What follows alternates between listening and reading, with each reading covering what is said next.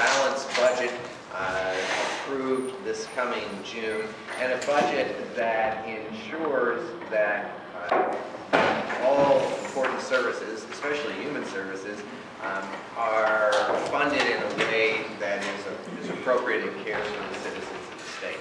Now, obviously, that's a broad goal and ideal, and as I think all of you are aware, it seems as if that may be hard to achieve, given that by at least some estimates there's an $8 billion deficit if we simply were trying to maintain the current level of programming, so that the income may not be there for the current level of expenses. And so at the last meeting we heard a number of people who are following these issues very carefully, representing a number of human service and health groups. And the picture that was painted is one that is of real concern, that if we don't find some ways to work together and to raise throughout the state of Ohio a kind of a moral ground position of saying that these are some values that we really have to maintain without caring for one another, that there is at least the risk that the solution might be to just cut $8 billion worth of programming, most of which relates to human services and healthcare. And that seems like, at least to many of us, an inappropriate and quite frankly, a draconian, a terrible way to go about doing it. And so the goal is to try to find better solutions. And at the risk of trying to keep it too simple, but sometimes I think when issues are very complex, we've got to try to get our heads around them, like trying to figure out, not oversimplify, but what are the key issues going on. And in many respects, what has got to happen is one of three things, or probably a combination. There may be more efficient ways to do some of the things that are currently taking place. And so there's a lot of dialogue, and I at least believe appropriate attention to how can we achieve the end result and spend less money, and therefore we're better off. Another option is to say, well, we can't afford to do all we want to do, and so these are the things that are least important, and we cut those out. The third option is to say, we don't have enough money, but these things are so important that we need to find ways to generate additional revenue. And in the end, this new budget is going to reflect aspects of any or all three of those basic ways to go about it. My own personal guess, which is not worth a whole lot, is that ultimately it will be some of all three.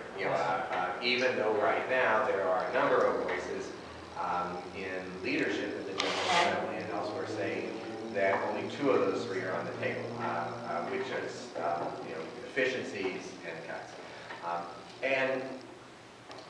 As we talked last time, and then there was a kind of a work group that emerged and has been doing a number of things since then that we want to report out. It is the feeling of the work group, and I think post a consensus of last meeting, that the place to begin is to try to define what are the moral values and principles that should guide the whole conversation, so that as the process moves on, those principles can help dictate which strategies will be implemented. Now that sounds vague. Here's also what we're trying to say in this. Instead of coming out too soon and saying the only way to fix this is to raise more revenue, which a whole bunch of folks on both sides of the aisle are saying to some of us, won't be heard as part of a dialogue, at this early in the process. So instead of rushing to that point, to instead do what the faith community at its best has always done, which is to offer a prophetic witness about what are our values, what matters, and then to watch carefully, not just to sit back, but to watch over the next days and weeks to see what comes out in the governor's budget. The governor's budget is released on March 15th. Then, and then to see what begins to happen in both chambers of the General Assembly. attempt to not only those kinds of us who are perhaps traditional advocates to come to this table and then go into the hearing rooms and to meet individually. And we want to do all those things, you know, with their legislators. But at the same time, what's the message we can be saying back to our own faith constituencies? I'm United Methodist and have been in this area for 30 plus years, you know, in this region. And I'm certain of this much. We are a house divided as United Methodist right now on these issues. You know, and not only are we a house divided, we are a house hopelessly confused. You know, in other words, because basically we want all the services to be provided because we care about poor people, and we don't want to have taxes. And I mean, in other words, I mean, I'm being simplistic, but really, if you think about the rank and file people in our churches, you know, it isn't well thought through at this point. And so, at the same time, we're interested in proposing today this work group to claim some moral principles to offer to the General Assembly.